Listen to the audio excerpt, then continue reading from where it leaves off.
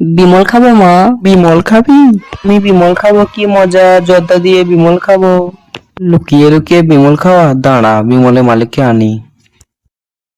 Doctor বলেছে 2টো করে বিমল খেতে, তুই দাঁড়া, আমি বিমলটা জর্দা দিয়ে বানিয়ে আনি। तो चलिए शुरू करते हैं।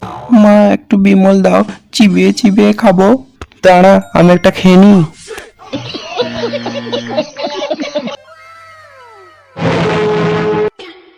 চুরি করে সোহমকে বিমল খাওয়ানো হচ্ছে। আর যখনই একটু বলি বৌমা একটা খনি মাখিয়ে দাও, তখন বলে কোথায় পাবো, খনি শেষ হয়ে গেছে, তাই একটা বিমল মাখিয়ে দিচ্ছিলাম।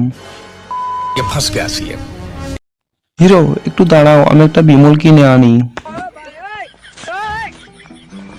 একটা বিমল কিনলে একটা বিড়ি ফ্রি।